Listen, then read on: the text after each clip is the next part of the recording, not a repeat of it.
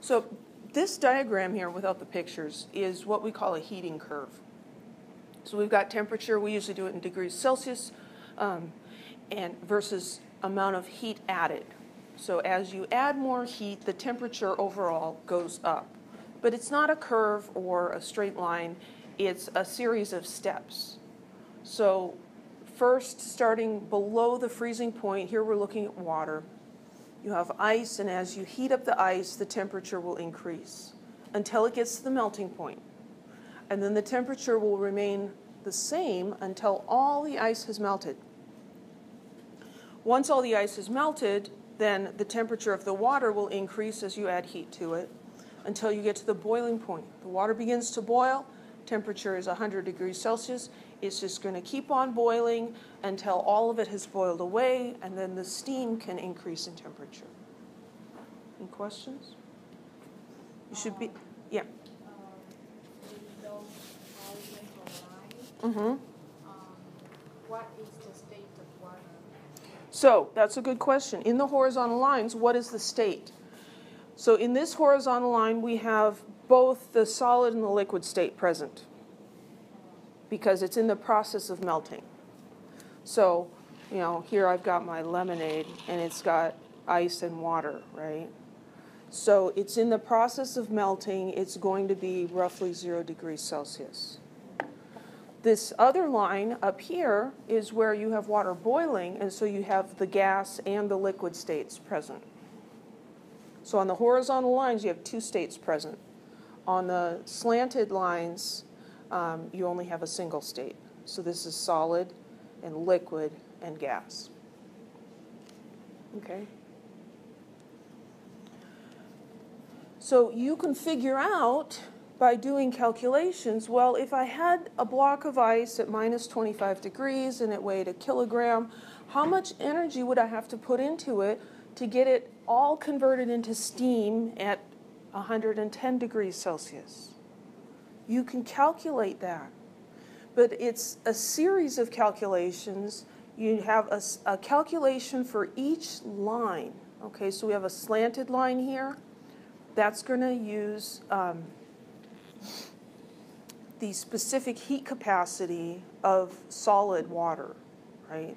Because as you add heat to something, the temperature increases.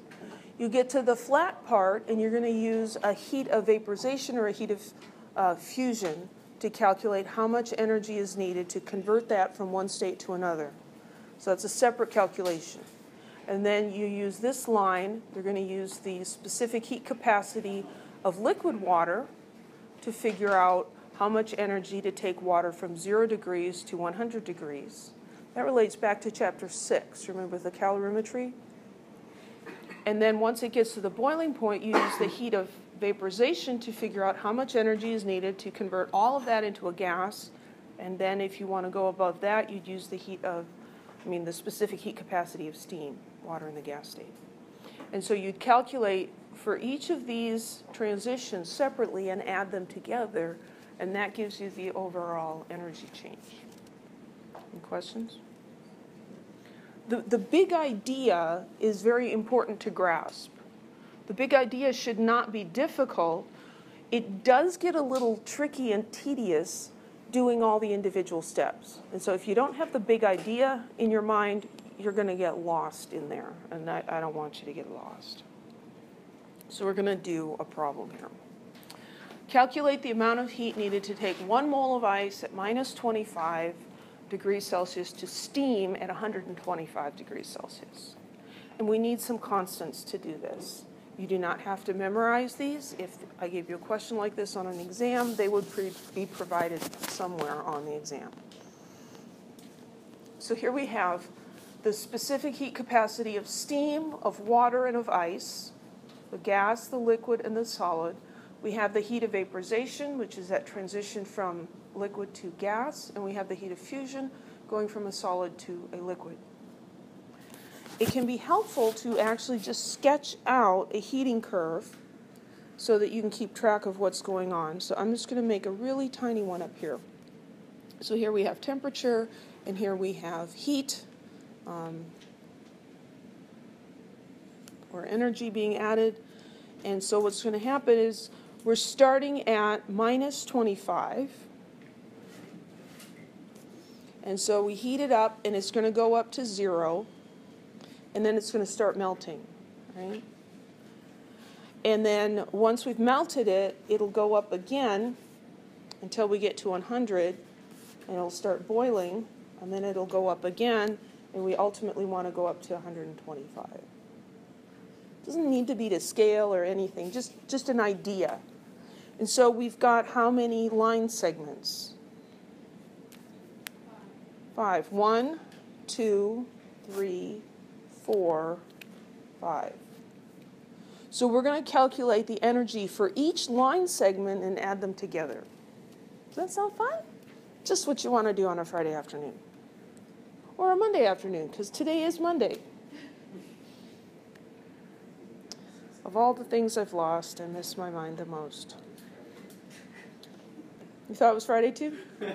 I've been confused all week long, so it's going to take me a while. Always a little confused. Okay, so the slanted lines are going to use specific heat capacities. So that's the Q equals MC delta T, right? So for number 1, we've got Q equals MC delta T. What's the mass? They didn't give us the mass. 1 mole, we know what ice is, it's H2O, and the molar mass is 18.02 grams per mole. So that means that this is 18.02 grams. So that's the mass. Specific heat capacity, MC delta T. So here we're dealing with ice. So we want to use this one. 2.09 joules per gram degrees Celsius. And we need delta T. Delta T, remember, is the final minus the initial. Delta T equals T final minus T initial. Well, in this line segment, what's the final temperature? 0. The initial temperature was minus 25. Okay, so I'm going to erase this, but delta T is T final, 0 degrees Celsius, minus the initial temperature. So 0 minus 25, that's plus 25. So the temperature change is 25 degrees Celsius. Any questions? Watch out for those negative signs.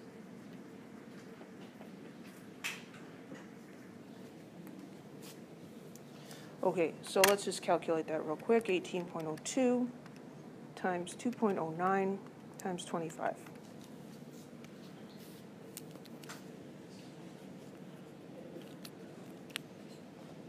So I've got 941.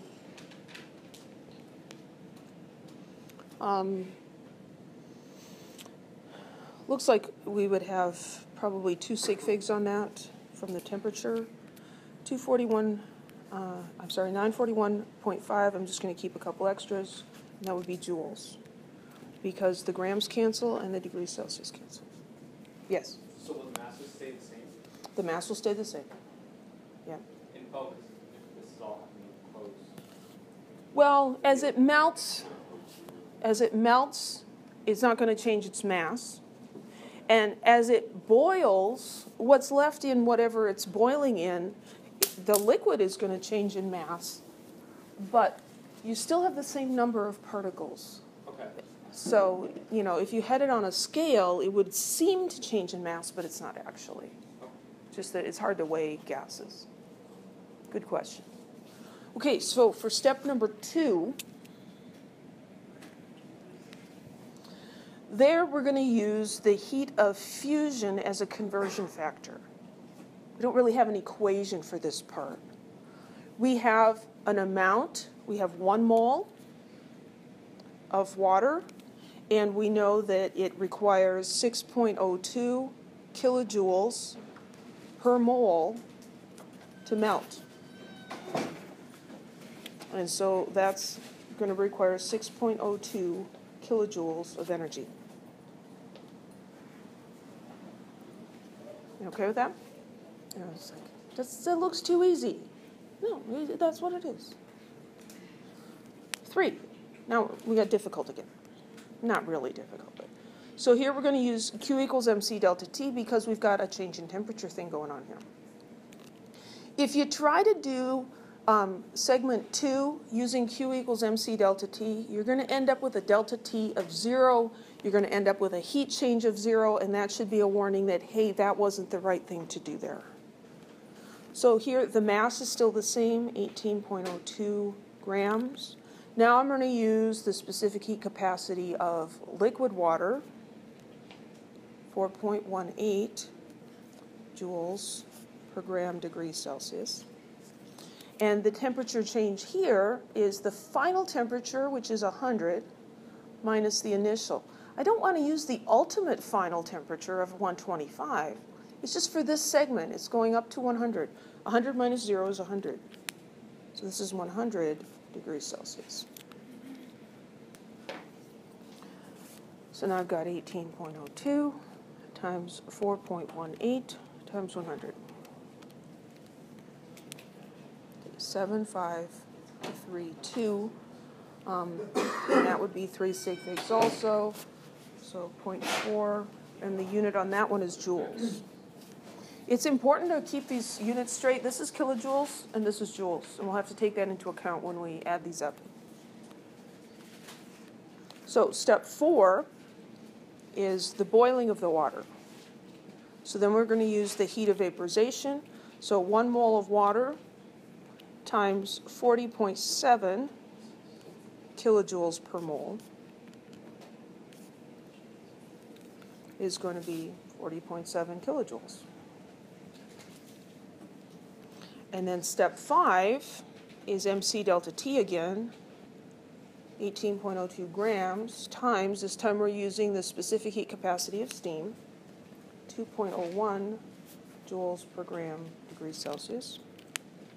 And the temperature change here, it starts at 100 and it goes up to 125. That was given to us in this problem. So 125 minus 100 is 25 degrees Celsius. 18.02 times 2.01 times 25.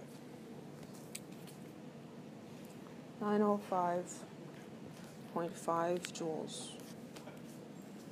Any questions? We have 5 numbers now. We just add them together. But we have to be careful because we've got joules and we've got kilojoules. So when you're adding, all the units have to be the same.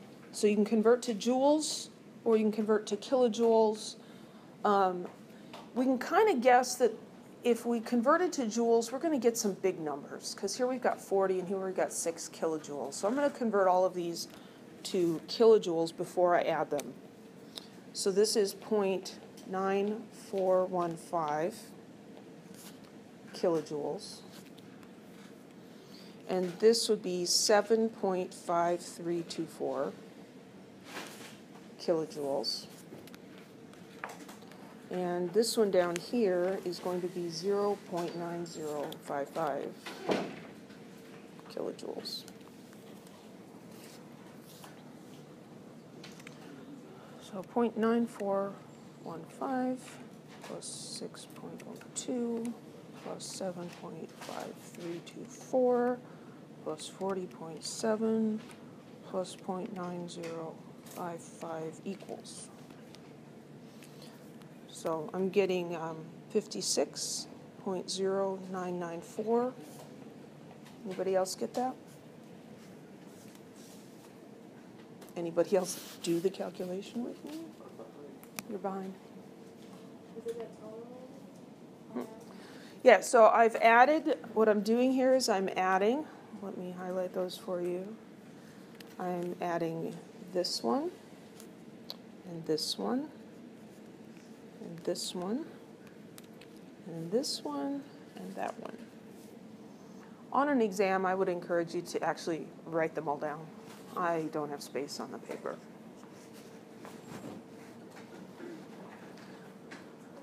What about significant figures?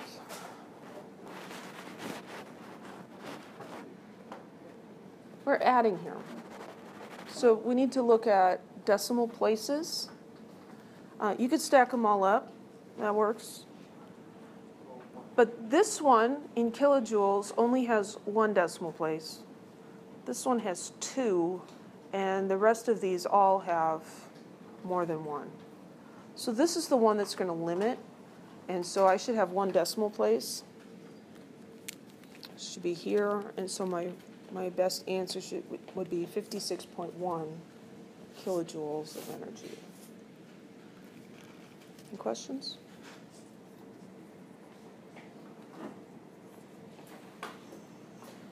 You will need to do a problem like this.